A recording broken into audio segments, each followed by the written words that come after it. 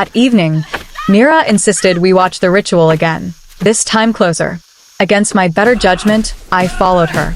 The drum started slow, like a heartbeat. The villagers formed their circle, their eyes blank, their mouths whispering words I couldn't understand. The moment the rhythm quickened, their bodies surrendered to the dance again. But this time, something different happened. The elder, Daya Alma, stepped into the center of the circle. Her frail body moved with frightening strength, her arms twisting, her feet stomping with impossible force.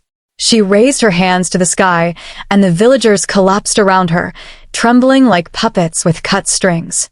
Then she turned her gaze directly at me. My blood froze. For a moment, I couldn't breathe. It was as though her eyes pierced straight into my soul. The drums stopped suddenly, and silence swallowed the night. "Outsider," she said, her voice echoing unnaturally. "The village has chosen you." The villagers gasped.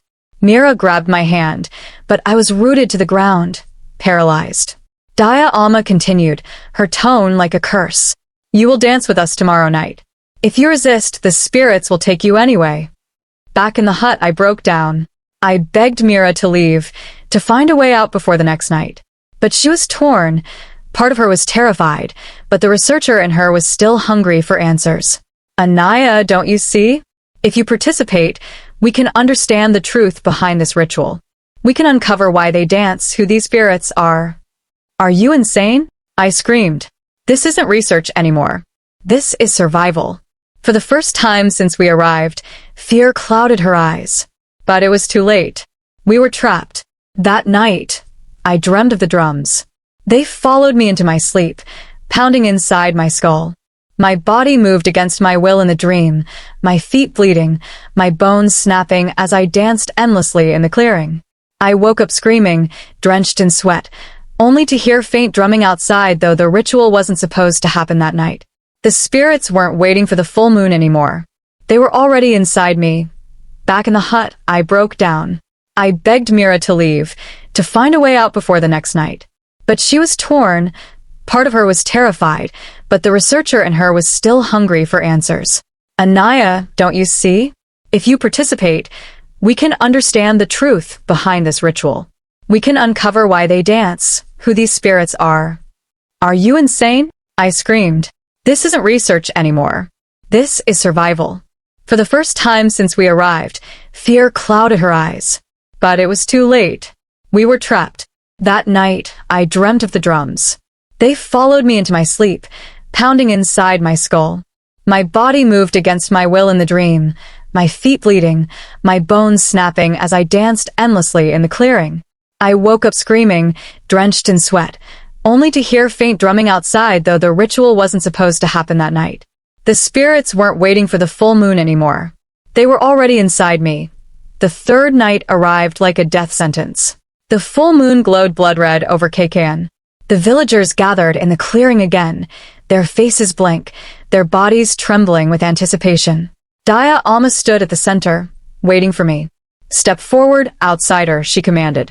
Mira held my hand, whispering desperately, "Don't do it, Anaya. Don't give in." But my legs betrayed me. As though pulled by invisible chains, I walked into the circle.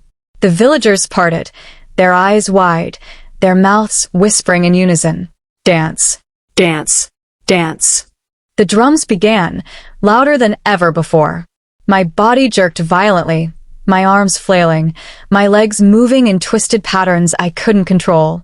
Pain ripped through me, but I couldn't stop. My screams turned into chants I didn't understand. The villagers joined me, their bodies thrashing in the same violent rhythm. I wasn't me anymore. I was part of them. I saw Mira crying at the edge of the circle, screaming my name. She tried to run to me, but the villagers held her back. The last thing I remember was the sight of her face disappearing into the crowd as the drums swallowed me whole. Epilogue. I don't know how much time has passed since that night. Sometimes I think I'm still dancing in that circle, my body breaking but never dying, my soul trapped in the endless rhythm of KKN. Other times, I see flashes of Mira's face, her tears, her screams, her guilt. They call it the dancing village because once you start, you never stop. And I am still dancing, The night I was forced into the circle never truly ended. Even after the ritual, when the drums had stopped and silence fell across KKN, I could still hear the beat inside my chest. My body ached in ways I couldn't describe. Every bone felt fractured, every muscle torn. Yet somehow I was still alive. When I opened my eyes, dawn had already touched the village.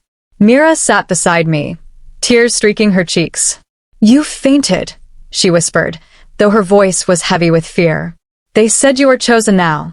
Chosen. The word tasted like ash in my mouth. I tried to stand, but my legs trembled uncontrollably. My feet bore strange cuts and bruises, as though I had danced barefoot on broken glass.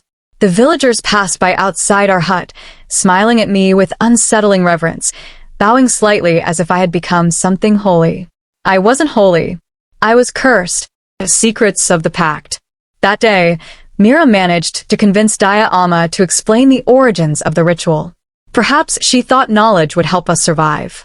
Daya Alma's hut smelled of incense and decay. Strange charms hung from the ceiling. Animal bones, dried herbs, carved masks with hollow eyes.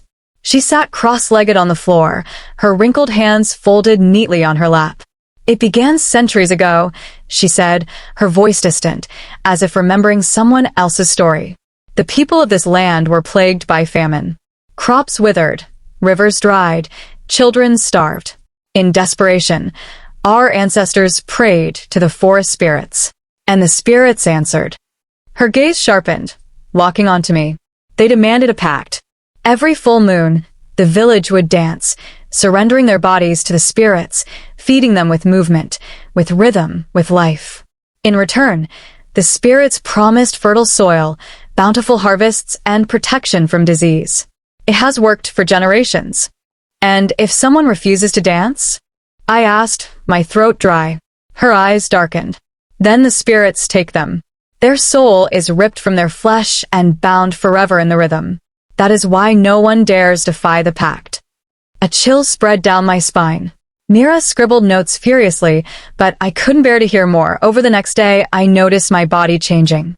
My reflection in the cracked mirror looked different.